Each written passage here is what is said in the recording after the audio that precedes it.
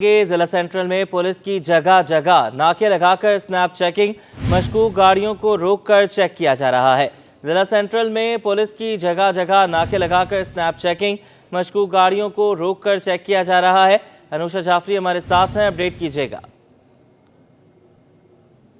बिल्कुल, देखिए इस वक्त हम जो है वो डिस्ट्रिक्ट सेंट्रल के इलाके अब्दुल्ला कॉलेज के सामने जो कटीपाड़ी वाला रोड है वहाँ पर मौजूद हैं। पुलिस की भारी नफरी जब हम कोरंगी से निकले थे और डिस्ट्रिक्ट सेंट्रल में एंटर हुए, जैसे डिस्ट्रिक्ट सेंट्रल स्टार्ट हुआ है वहाँ पर पुलिस की भारी नफरी जो है वो जो मुतालिका थाने के SHO हैं, साथ में सुबह सवेरे हम देखते हैं कि स्नैप चेकिंग नहीं होती, लेकिन अब डिस्ट्रिक्ट सेंट्रल में सुबह के औकात में स्नैप चेकिंग शुरू कर दी गई है। तमाम गाड़ियों को रोका जा रहा है, चाहे वो डबल केबिन हो या जो भी हो। मेरे कैमरामैन आपको जो है वो जिस तरीके से अभी थोड़ा सा कैमरा मूव करके जो है वो ये दिखाएंगे कि जो है वो गाड़ी को जो है वो रोका गया है और यहाँ पर जो है वो इस गाड़ी को जो है वो चेक किया जा रहा है। शीशे इसके टिंटेड हैं और जो पुलिस है वो पुलिस की नफरी भी जो है वो यहाँ पर मौजूद है। मुतालिका थाने के SHO हमारे साथ मौजूद है। सर, ये बताइएगा, हम देख रहे हैं कि सुबह से स्नैप चेकिंग कर रहे हैं, घंटे हो चुके हैं, कितनी गाड़ियों को रोका जा रहा है, किसके खिलाफ ये स्नैप चेकिंग जो है वो की जा रही है, ये बताइए। देखिए जी, जैसे आपको पता है कल एडिशनल आई साहब ने दरबार किया है और उसमें हमें सख्ती से हिदायत की गई है फैंसी नंबर प्लेट्स और टिंटेड ग्लासेस, जैसे कि वीगो हुई, ये बड़ी करोला गाड़ियाँ हुई, इन पे से टिंटेड ग्लासेस हटाने, फैंसी नंबर प्लेट्स के खिलाफ हमने कार्रवाई करनी है। तो जैसा आप देख रहे हैं इधर हमने काफ़ी मुतादिद मोटरसाइकिलों की फैंसी नंबर प्लेट्स उतारी हैं। कुछ के पास कागज़ नहीं थे या उनके पास लाइसेंस नहीं था, तो उनका ट्रैफिक एहलकार हमारे साथ हैं, वो चालान कर रहे हैं साथ के साथ। अच्छा, अभी हम देख रहे हैं कि एक बड़ा अफसोसनाक वाकया हुआ था धमाके वाला, जिसके अंदर एक वीगो इस्तेमाल हुई थी, तो क्या ऐसी मशकूक गाड़ियों को रोका जा रहा है? जी बिल्कुल, ऐसे ही होता है क्योंकि अमूमन हम छोटी गाड़ियों को रोक लेते हैं, बड़ी गाड़ियों को चेक नहीं करते। तो हमारी कोशिश है कि हम वीगो को और इस तरह की मशकूक गाड़ियों को चेक करें लाजमी। कितने घंटे से स्नैप चेकिंग जा रही है? 12 बज रहे हैं। जी, सुबह 9 से 12 तक का हमारा ये पॉइंट है, नाका है, और इसी तरीके से पूरे ज़िले के अंदर मुख्तलिफ औकात में नाके लगेंगे ये। बताइए कितना चला, अब ट्रैफिक पुलिस भी आपके साथ इसमें है? जी, ट्रैफिक पुलिस हमारे साथ है और AVLC वाले चले गए हैं, वो भी हमारे साथ हैं इसमें। कोई ऐसा चेक किया जिसका क्रिमिनल रिकॉर्ड हो या कोई मशकूक बंदा हो? नहीं जी, हमने तलाश डिवाइस भी साथ होती है, अभी तक इसमें कोई क्रिमिनल रिकॉर्ड वाला हमें नहीं मिला है आज। ये सुबह 9 से स्नैप चेकिंग जारी है। मेरे कैमरामैन आपको दिखाएंगे कि यहाँ पर पुलिस के नाका जो है वो लगा हुआ है और इसके अलावा जो है वो नाजमाबाद की तरफ भी लगा हुआ है। अगर हम बात कर लें गुलबर्ग की, वहाँ पर भी लगा हुआ है, लियाकताबाद, अजीज़ाबाद, जितने डिस्ट्रिक्ट सेंट्रल के थाने हैं, शारा नूरजहां है, नॉर्थ नाजमाबाद है, नाजमाबाद है, तमाम मकाम पर जो SHOs हैं वो 9 से 12 जो है वो स्नैप चेकिंग कर रहे हैं। 12 से ऊपर हो चुका है और अभी भी स्नैप चेकिंग का अमल जारी है। फैंसी नंबर प्लेट्स को उतारा जा रहा है, चालान किया जा रहा है। ट्रैफिक पुलिस और anti vehicle lifting cell police भी जो है वो साथ में इस नाके पर मौजूद है। ये जॉइंट चेक पोस्ट एक्शन जो है वो किया जा रहा है ताकि जराइम की वारदातों को रोका जा सके, जराइम पेशा अनासिर को चेक किया जा सके। और जिस तरीके से ये अभी मोटरसाइकिल यहाँ पर मौजूद है, इसकी नंबर प्लेट भी जो है वो उतारती गई है, क्योंकि इस मोटरसाइकिल पर साथ में जो है वो फैंसी नंबर प्लेट जो है वो लगा हुआ था।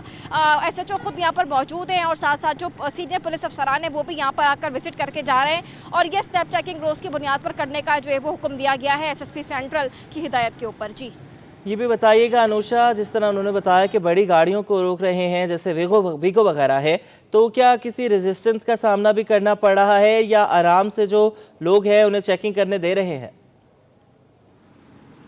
बिल्कुल, देखिए अभी जिस तरीके से एक रीवो गाड़ी को जो है वो रोका था, उसको चेक किया और चेक करने एक बाद जब देखा कि परमिट मौजूद है तो जाने दिया। इस तरीके से जो है वो तमाम गाड़ियों को रोका जा रहा है। जिस तरह मेरे अकब में आप देख सकते हैं कि ये पुलिस की नफरी जो है वो मौजूद है, उस साइड से भी जो है वो पुलिस की नफरी मौजूद है। जो गाड़ियाँ टेंटेड हैं उनको रोका जा रहा है जो इस मकाम से गुजर रही हैं।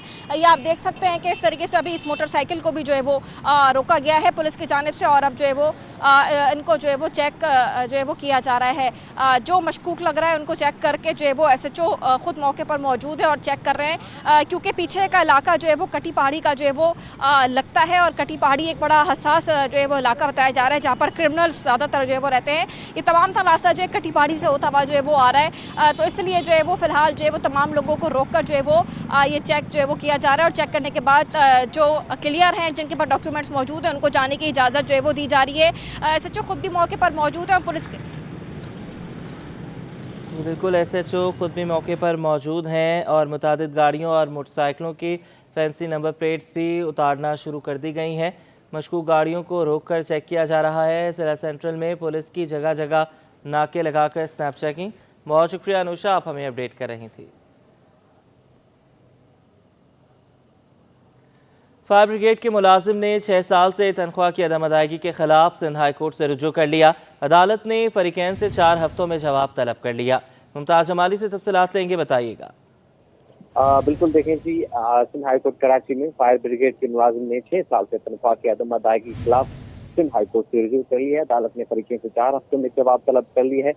शुआन नबी रिपोर्ट का कहना था कि फायर ब्रिगेड के मुलाजिम जीशान को 2018 में रेगुलराइज किया गया था। रेगुलाइजेशन के बाद से मुलाजिम को तनख्वाह की अदायगी नहीं की गई है, जबकि मुतासरा मुलाजिम 2010 से 2018 तक कॉन्ट्रैक्ट पर फायर ब्रिगेड में मुलाजमत करता रहा है। दरख्वास्तदार के वकील का कहना था कि इस वक्त भी जीशान सदर फायर स्टेशन पर अपने फराइज सरअंजाम दे रहा है। मुतल्लिका हुकाम से मुतहद बार राब्ते के बावजूद तनख्वाह जो है वो जारी नहीं की गई है। दरख्वास्त में मेयर कराची, म्युनिसिपल कमिश्नर और चीफ फायर ऑफिसर को फरीक बनाया गया है। जी ठीक है, अभी आप हमारे साथ रहिएगा। के इलेक्ट्रिक महकमा रेलवे के वाजिबात की अदायगी से दामन बचाने लगा। के इलेक्ट्रिक के महकमा रेलवे की हुदूद में आने वाले तारों और खंभों का बिल 17 अरब रुपए हो गया। डीएस रेलवे की जानिब से क्लेम करने पर जवाब देने से भी इनकार। डीएस कराची नासिर खलीली कहते हैं कि केई से कहा था कि 17 अरब रुपए के वाजिबात को हमारे 46 लाख के बिल के साथ एडजस्ट कर लें, लेकिन वो नहीं माने। बात कर लेते हैं अक्सर शाहिद से, बताइएगा। मैं इस वक्त city station DS office Nasir Khalili के ऑफिस में इस वक्त मौजूद हूँ। जैसा कि हम देख रहे हैं कि गुज़िश्ता चंद रोज़ से जो है वो रेलवे कॉलोनी के मकीन जो है वो काफ़ी परेशान है। गैस, बिजली और तबादलों के जो है वो मसाइल से जो है वो दो चार हैं। इसी पर बात करने के लिए आज जो है वो हम डीएस नासिर खलीली के पास आए हैं कि आखिर क्या माजरा है। आए दिन हम देख रहे हैं कि इलेक्ट्रिक जो है वो बिजली जो है वो मुनक़ता कर देता है। रेलवे कॉलोनी के मकीन हो या सिटी स्टेशन कैंट स्टेशन पर भी हम बात कर लें तो वहाँ पर भी मुस्तकिल तौर पर जनरेटर चल रहा होता है। तो इतना बिल जो है वो 40 करोड़ रुपए तक का कैसे जमा हो गया? सबसे पहली बात तो ये है कि बिल्कुल हम इसको मानते हैं कि 46 करोड़ का बिल है के इलेक्ट्रिक का, लेकिन इसकी अगर थोड़ी सी हिस्ट्री में जाए तो हमने जनवरी से के इलेक्ट्रिक ने जब से अपने इस्टेब्लिशमेंट्स, मुख्तलिफ ओवरहेड वायर्स, ग्रिड्स बनाए हुए हैं पाकिस्तान रेलवे की ज़मीन पे, और उसका एक तरीक़ाकार होता है जिसको हम राइट ऑफ वे कहते हैं, और राइट ऑफ वे के मद में पाकिस्तान रेलवे तमाम डिपार्टमेंट से, गवर्नमेंट डिपार्टमेंट से अपनी पॉलिसी के मुताबिक राइट ऑफ वे की उसके एक्सपेंसेस लेती है। और वो जो सिलसिला है उसमें हमने के इलेक्ट्रिक से अपने क्लेम्स किए हुए हैं, और क्लेम जो है जो बिल्कुल सिर्फ KCR और हमारी सिटी और कैंट के वो तकरीबन 17 बिलियन है। और अगर पूरे सेक्शंस देखे जाएँ और पूरे रेलवे के हम करेंगे तो मेरे ख्याल में ये बात कहीं बहुत आगे जाएगी। तो इनकी अपने 46 करोड़ की बात करते हैं, लेकिन हमारी 17 अरब की बात नहीं करते हैं। तो हमने इनसे ये रिक्वेस्ट की थी और इस पे काफ़ी हमारी मीटिंग्स भी हुई थी, इनसे लेटर भी किए, मैं इनके ऑफिस भी गया था और इनको ये बता दिया था कि जी आप काइंडली हमारे जो बिल है, हमारा जो अमाउंट है वो आप हमारे क्लेम्स पे गौर करें। अगर हमारे क्लेम्स आपको जायज़ लगते हैं आप चेक कर ले, लैंड के मैप्स के साथ चेक कर ले, प्लान्स के साथ चेक कर ले, अपने रेवेन्यू रिकॉर्ड में चेक कर ले। अगर ये रेलवे की ज़मीन है और इस पे आपने अनऑथोराइज ये कनेक्शन की हुई है या अनऑथोराइज अपनी इंस्टॉलेशंस की हुई हैं, तो अगर ये क्लेम हमारा राइट है तो फिर आप इसकी एडजस्टमेंट करें, और अगर नहीं है तो हम आपका बिल आपको वापस कर देंगे। और उसके अलावा भी हमने इसमें पार्ट्स में इनको अभी इस 1 महीने के अंदर 138 मिलियन फिर भी दिए हुए हैं। यकीनी तौर पर जो है वो डीएस नासिर खलीली जो है वो हमारे साथ मौजूद थे। उनका ये कहना है कि 40 करोड़ का बिल बिल्कुल हमारे तरफ है जो हम अदा करेंगे। जबकि बात की जाए के इलेक्ट्रिक की, तो के इलेक्ट्रिक की जो लाइनें हैं, खंबे हैं जो कि रेलवे की हुदूद में आते हैं, जो कानून के मुताबिक जो है वो किराया जो है वो रेलवे को अदा किया जाना है, जिस पर के इलेक्ट्रिक जो है वो कब्जा करके बैठ गई है। और 17 अरब रुपए का जो बिल है वो के इलेक्ट्रिक की अपनी तरफ निकलता है, जिसकी अदायगी जो है वो रेलवे को नहीं की जा रही। जबकि जो डीएस साहब उनका ये कहना है कि या फिर आप हमें जो है वो पैसा की अदायगी कर दें या फिर हमारे बिल के साथ जो है वो उसको एडजस्ट कर दें। लेकिन अब तक के इलेक्ट्रिक की जानिब से जो है वो कोई कांटेक्ट या कोई जो है वो ऐसा आंसर यहाँ पर रिस्पॉन्स जो है वो नहीं आ रहा कि आखिर जो रेलवे के जो पैसे निकलते हैं के इलेक्ट्रिक की तरफ वो किस तरीके से अदा किए जाएंगे, या फिर उन पर जो है वो के इलेक्ट्रिक का जो है वो कब्जा करने का इरादा है। तो लिहाजा डीएस साहब का ये कहना है कि हम जो है वो इस पर क्लेम करते रहेंगे और अपने पैसे जो है वो लाजमी वसूल करेंगे। जी, दूसरी तरफ NICH में डॉक्टर्स और लवाहिकीन के दरमियान झगड़े की वजह से तीसरे रोज़ भी तमाम OPDs बंद हैं, जिसकी वजह से मरीज बच्चों की जिंदगियों को खतरात लाहक हो गए हैं। तफसीलात जान लेते हैं इब्राहिम रिंद से, अपडेट कीजिएगा। देखें बिल्कुल एनएससीएच अस्पताल में डॉक्टरों की जानिब से आज तीसरे रोज भी तमाम ओपीडीज का बाइकाट करके यहाँ पे मरकजी बिल्डिंग के मेन गेट पे एहतजाज का सिलसिला जारी है। डॉक्टरों का कहना है कि जिन्होंने तशद्दुद का निशाना बनाया है इनके साथी डॉक्टरों को, उनके खिलाफ मुकदमा दर्ज नहीं किया गया, जबकि सिक्योरिटी भी फराहम नहीं की गई, जिसकी वजह से आज तीसरे रोज भी एहतजाज का सिलसिला जारी है। तो इस हवाले से हमारे साथ मौजूद है YDA के जनरल सेक्रेटरी डॉक्टर सनागर अली, उनसे बात करेंगे कि क्या मुतालबात हैं, 3 रोज से मुतालबात पूरे नहीं हो रहे। सर हमारा बेसिक मुतालबा, बुनियादी मुतालबा ये है कि खुदा न खास्ता अगर कोई गन लेकर कोई जो है हजूम बनाकर किसी भी वक्त OPD में दाखिल होते हैं लोग, जिस तरह इमरजेंसी में हुआ जो वाक़या हो चुका है, उसी की बुनियाद पर हम कह रहे हैं कि कोई भी आकर हमला करेगा, बच्चों और मरीज़ों को और डॉक्टरों को निशाना बनाएगा, ज़िम्मेदार कौन होगा। यहाँ पे सिक्योरिटी काफ़ी नहीं है और यहाँ पे जो है वो पुलिस वाले भी नहीं है, यहाँ पे रेंजर्स भी नहीं है, तो ये एक पूरी तरीके से लावारिस पड़ा हुआ है। इतना सारा बजट आ रहा है, सिक्योरिटी का बजट आ रहा है, तो हम डरे हुए हैं, हम खौफ हरास के माहौल में जी रहे हैं। ये हमारी मेजॉरिटी फीमेल डॉक्टर्स की है, तो हम कह रहे हैं सिंध हुकूमत से और यहाँ की जो इंतज़ामिया से कि जिम्मेदारी लें, यहाँ पे सिक्योरिटी की तैनात को बेहतर बनाएं, रेंजर्स को इन्वॉल्व करें, पुलिस को इन्वॉल्व करें और जो वाक़या हुआ है उसकी कानूनी तफ्तीश करें। ये हमारा आईनी और बुनियादी इंसानी हक है। जबकि इसके साथ साथ हमारे साथ मौजूद हैं ख्वातीन डॉक्टर्स भी, इनसे भी बात करने की कोशिश करेंगे कि वो क्या कहें। इंतज़ामिया से हमारा जो प्राइमरी मुतालबा सिर्फ यही रहा है शुरू से अब तक, पिछले अरसे भी हमारा कुछ अरसे पहले हम लोगों ने ये इसीलिए एहतजाज किया था, सिर्फ सिक्योरिटी की डिमांड है। इतने ग्रेव आवर्स हम ड्यूटी करते हैं, नाइट्स में ड्यूटी करते हैं, हम सिर्फ एक चीज़ मांग रहे हैं कि एटलीस्ट हमारे लिए माहौल को सिक्योर बनाया जाए। तो ठीक है, जैसे कि आपने मर्द डॉक्टरों और ख्वातीन डॉक्टर की बात सुनी, जिनका कहना है कि जब तक वो मुकदमा दर्ज नहीं किया जाएगा उन अफराद के खिलाफ जिन्होंने तशद्दुद का निशाना बनाया और सिक्योरिटी फराहम नहीं की जाएगी, एहतजाज का सिलसिला जारी रखेंगे। दूसरी जानिब OPD में आने वाले सैकड़ों बच्चे जो वो इलाज के मुंतजर हैं, वालिदैन के साथ बैठे हुए हैं लाइनों में, लेकिन शदीद परेशान हैं। वो उनका कहना है कि फौरी तौर पर उनका इलाज किया जाए, क्योंकि वो दूर दराज इलाकों से आए हैं, किराया भर कर आए हैं और अपने बीमार बच्चों को लेकर आए, लेकिन कोई पुरसाने हाल नहीं है। अब तो नए दाखिले भी नहीं हो रहे, तो इनको रेफर किया जा रहा है दीगर अस्पतालों में। तो अस्पताल की इंतजामिया को और हुकूमत सिंध को फौरी तौर पर एक्शन लेना होगा ताकि बच्चों का फौरी तौर पर इलाज मुमकिन हो सके। जी, अब आपको बताएं कि सिंध के महकमा एक्साइज एंड टैक्सेशन के 20 अफसरान टैक्स वसूली का टारगेट मुकम्मल करने में नाकाम। 20 अफसरान से 14 रोज़ के अंदर वजाहत तलब, शो कॉज नोटिस जारी कर दिए गए। आज़ाद नोहड़ियों से तफसीलात लेंगे। आज़ाद, बताइएगा किस किस को शो कॉज नोटिस जारी कर दिए गए हैं? जी बिल्कुल, मोहम्मद मूसा जिसा के सिंध हुकूमत की जानब से महकमा एक्साइज टैक्सेशन व नारकोटिक्स के अफसरान को जो टैक्स वसूली का एक टारगेट मुकर्रर करके दिया गया था, लेकिन उन अफसरान में जो 20 अफसरान ऐसे हैं जिन्होंने टारगेट पूरा नहीं किया, जिसके बायस महकमा एक्साइज व टैक्सेशन व नारकोटिक्स के सेक्रेटरी जो हैं मोहम्मद सलीम राजपूत, उनकी जानब से उनको बाज़ाब्ता तौर पर शोकाज नोटिस जारी करके इनसे 14 रोज के अंदर वजाहत तलब कर ली गई है और उनसे कहा गया है कि उन्होंने सिंध सरकार की जानब से मुकर्रर करदा जो हदफ यानी टारगेट है वो पूरा क्यों नहीं किया। उन अफसरान में जावेद बलोच, सैयद असगर अली शाह, शकील अहमद खानजादा, जमील अहमद खुआरो, परवेज अहमद मेमन, गुलाम मुर्तजा शोरो, मुमताज अली नारेजो, अली हसन चांजो, शहमीर समो, अब्दुर्रहमान चन्ना को शोकाज नोटिस जारी किए गए हैं, जबकि अली मोहम्मद फहीम, मोहम्मद अली किरियो, वहीद अहमद मेमन, काजी जकाउल्ला उज्जैन, मोहम्मद असलम सोलंकी, ज़ुहैब अली मेमन और तारिक सईद पावर को भी शोकाज नोटिस जारी किया गया है। इसके अलावा रियाज जरदारी, जाहिद चांजो, अलीगढ़ सोलंकी को भी शोकाज नोटिस जारी किए गए और 14 रोज के अंदर इनसे वज़ाहती जो है रिपोर्ट तलब कर ली गई कि उन्होंने जो टैक्स मुकर्रर किया गया था सिंध हुकूमत की तरफ से, उन्होंने टारगेट पूरा क्यों नहीं किया, जिसकी वजह से उनसे शोकाज नोटिस जारी करके वज़ाहत तलब कर ली गई और 14 रोज के अंदर पाबंद किया गया है कि वो अपनी वज़ाहत पेश करें, वरना उनके खिलाफ महकमा जाती कार्रवाई अमल में लाई जाएगी। जी मुसा, बहुत शुक्रिया आज़ाद, आपने हमें अपडेट किया। फ्लोर मिल्स मालिकान के बाद छोटी चक्की मालिकान ने भी आटे की कीमतों में इजाफे की तैयारी कर ली। आटा 10 रुपये महंगा करने का इंदिया दे दिया। मजीद जानेंगे वसीम इफ्तिखार से। जी आज बिल्कुल आटे की कीमतों में जो है वो इजाफा देखने में आ रहा है। बिलखुसूस बात करें मुख्तलिफ फ्लोर मिल्स मालिकान की, तो उनकी जानिब से जो आटे की कीमतें हैं वो बढ़ा दी गई हैं। अगर हम बात करें छोटी चक्की के हवाले से, तो छोटी चक्की मालिकान ने भी जो है वो आटे की कीमतों में इजाफे की तैयारी शुरू कर दी है। मैं इस वक्त एक छोटी चक्की पर मौजूद हूँ और मेरे साथ मौजूद हैं छोटी चक्की के मालिक फजल हकीम। इनसे जानते हैं फजल साहब, आटे की कीमतें आप बढ़ाने जा रहे हैं, कितनी बढ़ाएंगे? फ़ी किलो आटा क्या हिसाब हो जाएगा?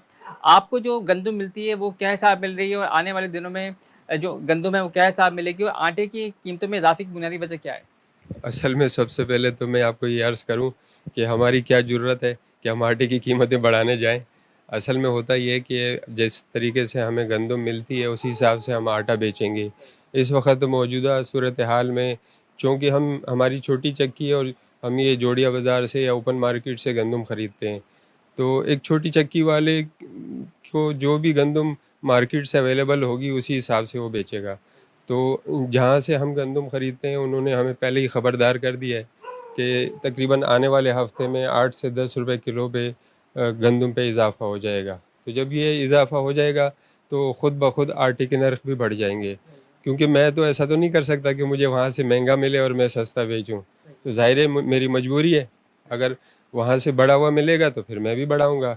और इस वक्त भी चक्की का तो अपनी जगह है, फ्लोर मिल वालों ने भी तकरीबन 8 से 10 रुपए किलो पे रेट बढ़ा दिए, जो कि फ़ाइन आटे और 2.5 नंबर आटे और मुख्तलिफ़ आटों की सूरत में। जी बिल्कुल, ये थे फ़ज़ल हकीम, जिनका कहना है कि जो ओपन मार्केट में इनको आगाह किया गया है कि जो गंदम है उसकी कीमतों में इजाफ़े के हवाले से गंदम जो है वो आने वाले हफ़्ते में बताया जा रहा है कि 10 रुपये तक मज़ीद महंगी हो जाएगी, जिसके नतीजे में उसका असर जो चक्की मालकान है, छोटी चक्की मालकान है, उन पर भी पड़ेगा और चक्की का आटा भी जो है वो उसकी कीमतों में 10 रुपये का इजाफ़ा जो है वो हो जाएगा। जी।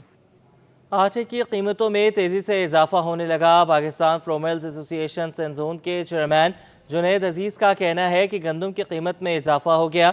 100 किलो गंदम की कीमत 8,000 रुपये से 8,200 रुपये पर पहुँच गई।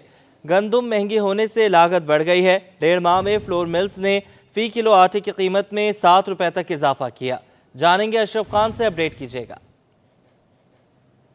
जी, देखा जा रहा है एक बार फिर जो है तलब बढ़ गई और गंदम के रेट बढ़ने शुरू हो गए हैं और फी किलो गंदम जो है 81 से 82 रुपए तक पहुंच गई, जिसके बाद जो है अगर देखा गया है कि आटे की कीमतों में इजाफा होने लगा है। 1.5 माह में देखा जाए मजमूई तौर पर जो आटा जो है फी किलो जो है 7 से 8 रुपए फी किलो महंगा हो गया। 10 किलो थैले में जो है 70 से 80 रुपए का इजाफा हुआ। इसके बाद मार्केट में भी इजाफा कर दिया गया। क्या वजूहत है जानते हैं। सिंध फ्लोर मिल एसोसिएशन के जो चेयरमैन हैं यहाँ पे जुनैद अजीज साहब हमारे साथ मौजूद हैं। क्या वजूहत है आटा फिर से महंगा होना शुरू हो गया? बिस्मिल्लाहिर्रहमानिर्रहीम। देखिए जी, आटा महंगा नहीं है।